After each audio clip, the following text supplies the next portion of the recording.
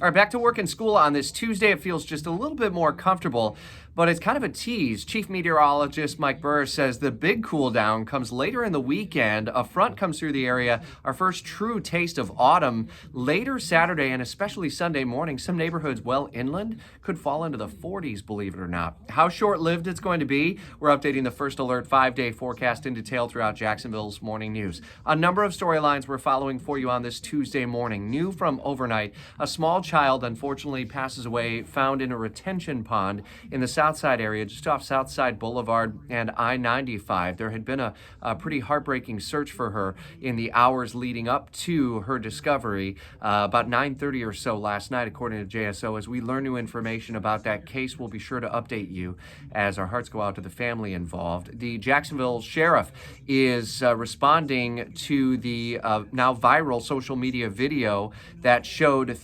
two narcotics detectives and a patrol officer using force to get a fleeing suspect into custody. The sheriff showing all of the body camera video on the Sheriff's Office YouTube and Facebook and more, saying that the portion of the viral video that is now out there appears to him to have been manipulated. He explains exactly how. He explains why the three officers are back on the force and face no consequences immediately, though an investigation is fully underway. All the while, the man at the center of that, his family and the attorney, expected to hold another news conference outside of Jacksonville Sheriff's Office later today. There's a lot more to this complex story. Head to WOKV.com for the very latest updates and for a link to the full video and the Sheriff's Office news conference from Monday, which moved the story forward a little bit more. On Monday at the U.S. Capitol, we saw Congressman Matt Gaetz of Florida, the Pensacola area, follow through on what he said he would be doing for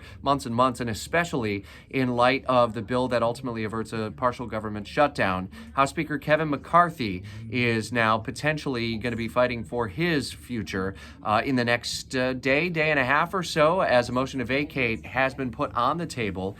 There's basically a shot clock in place now in the House for action. They certainly could move to temporarily delay this thing. We'll continue to watch what moves and machinations may be underway at the U.S. Capitol. And if Democrats may ultimately throw McCarthy a lifeline, that'll be a really interesting story. We are in touch with your 4 local elected representatives to find out how they plan to vote, if indeed that comes up to a formal vote in front of the House later on in the week. These and other stories updated round the clock on Jacksonville's morning news. Don't forget the Constellation Furyk and Friends is underway this week at Timuquana Country Club. We're walking through all the events surrounding it throughout the morning. Hear from Tabitha Furyk a little bit later today on the charitable impacts that this event, now in its 3rd year, is having in our community. Jacksonville's morning news with you until 10 o'clock every weekday on 104.5 and streaming on all smart speakers.